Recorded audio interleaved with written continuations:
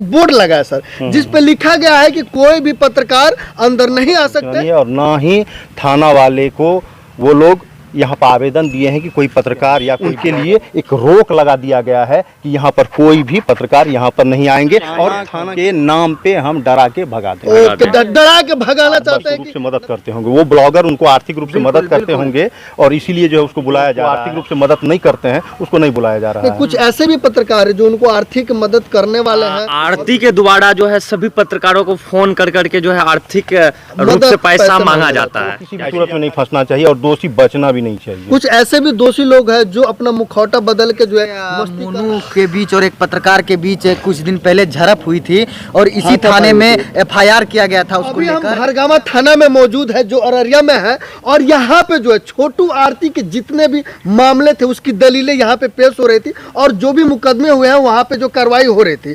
हमारे साथ print media क्या नाम है जितेंद्र, हमारे साथ प्रिंट मीडिया के जितेंद्र जी हैं जो अभी हम लोग गए थे, सर से बात किए और छोटू आरती के घर पे एक बोर्ड लगा है सर, जिस पे लिखा गया है कि कोई भी पत्रकार अंदर नहीं आ सकते बिना थाना के मंजूरी के।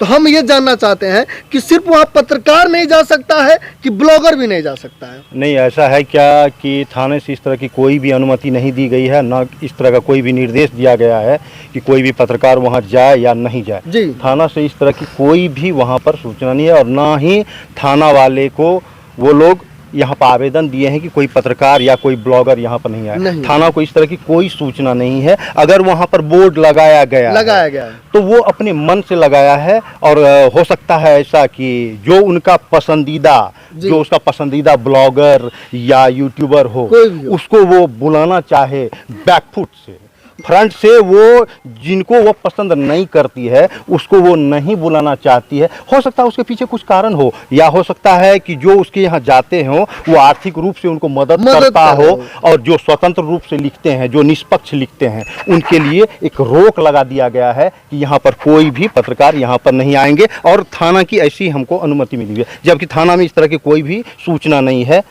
मतलब कहीं ना कहीं जो उनकी चापलूसी करेगा वो जा सकता है, रूप जो सच्चे पत्रकारिता मतलब सीधा सा वो लोग नहीं जाएंगे। जैसे कि हम लोग प्रिंट मीडिया में लिखते हैं, ऐसा है कि जो उसके फेवर में खबर चलाएगा, जो उसके मनोबल को बढ़ावा देगा उनको वो आने देगी और जो निष्पक्ष रूप से, निस्वार्थ भाव से लिखेगा, जैसे कि प्रिंट मीडिया हो या यूट्यूबर हो, देश का चौथा स्तंभ माना जाता है, तो जो वो निश्चित रूप से निष्पक्ष लिखेगा, निस्वार्थ होकर लिखेगा। और ऐसा देखा जा रहा है कि जो उनके फेवर में लिखता है, जैसे कि आप लोग नेगेटिव भी लिखते हैं, पॉजिटिव भी लिखते हैं, पैरेलल खबर लिखते हैं आप लोग, तो आप लोगों को रोका जा रहा है। पर निगेटिव यदि हम लोग लिखते हैं तो उनके माध्यम से फोन भी किया जाता है कि ऐसा वीडियो डिलीट कीजिए। हाँ, तो ये तो उनका मोनोपोली है।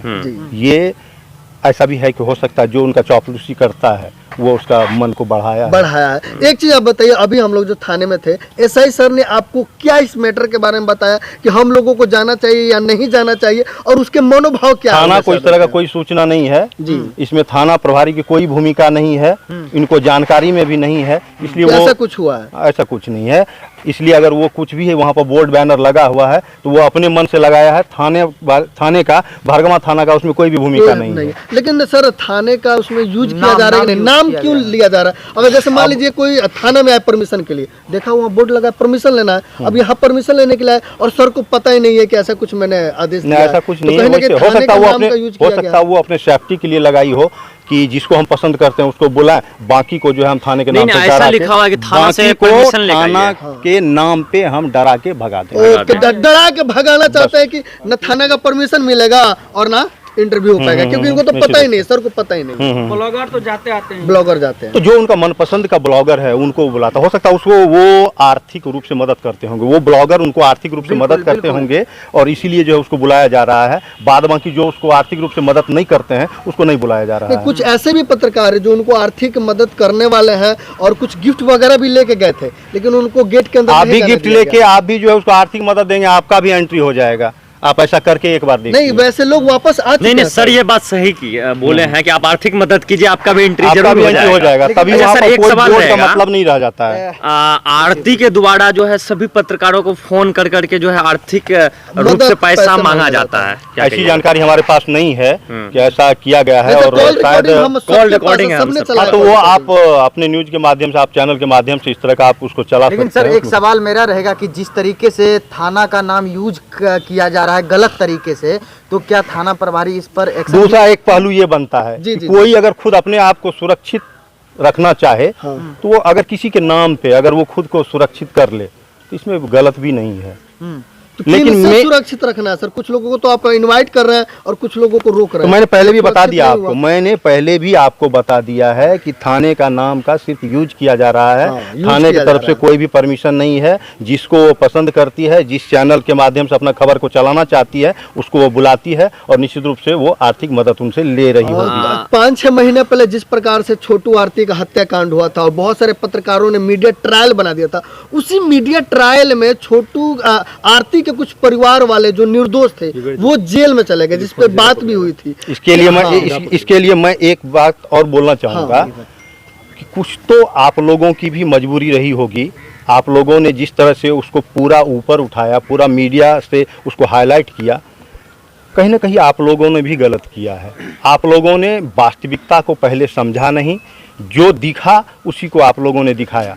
वास्तविक तह पर आप लोगों ने पहुंचा नहीं, जिसके कारण इस तरह का बात अभी हो रहा है। हो गया और निर्दोष लोग भी अंदर चले गए। निश्चित रूप से निर्दोष इसमें अंदर गया है। और मान लीजिए सर निर्दोष लोग चले गए हैं, तो क्या ऐसा रास्ता या क्या ऐसा तरीका है कि उनके लिए अब आप मीडिया आवाज उठा सके और बाहर निश्चित रूप से आप निकालने का आवाज काम उठाइए। करे? और जो मेरा सीधा कहना है कि दोषी बचे नहीं, निर्दोष फंसे फंसे नहीं। निर्दोष को किसी भी सूरत में नहीं फंसना चाहिए और दोषी बचना भी नहीं चाहिए। कुछ ऐसे भी दोषी लोग हैं जो अपना मुखौटा बदल के जो है मस्ती कर रहे हैं और दाल रोटी चावल और बर्तन धो रहे हैं। इसके वास्तविक तह पर आप लोग पहुंच करके खबर चलाइए। हम लोग भी प्रिंट से लिखते हैं, हम लोग भी जो है वास्तविकता के तह पर पहुंचते हैं। और हम लोग भी जो है अगर खबरों का सत्यापन करना होता है, खबरों की पुष्टि करना होता है, तो हम लोग भी किसी पदाधिकारी से वर्जन लेते हैं और वर्जन लेकर के हम लोग जो है खबर लिखते हैं। तो वास्तविक तह पर पहुंचिए और तब खबर चलाइए। सही है तो सही लिखिए, गलत है तो गलत लिखिए। जी जी, पक्षपात नहीं होनी चाहिए। निष्पक्ष रूप से पत्रकारिता निश्चित रूप ही से, हाँ, सही हाँ, मायने में पत्रकारिता होनी चाहिए। हम लोग देश के चौथे स्तंभ हैं। जी, जी, सर। हम लोग गरीबों की आवाज को मुखर बनाते हैं और हम ही लोग अगर गलत करेंगे तो और लोग क्या करेंगे।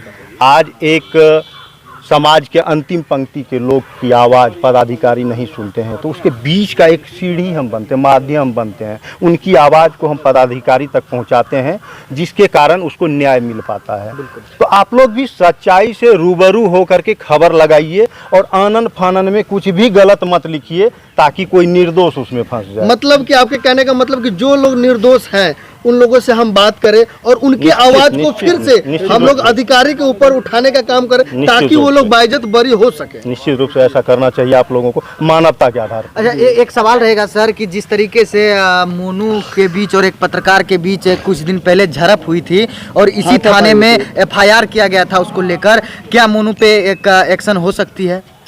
जिस तरह से देश के चौथे स्तंभ पर इस तरह का जो है कुत्सित प्रयास किया गया है, निश्चित रूप से ये गलत है।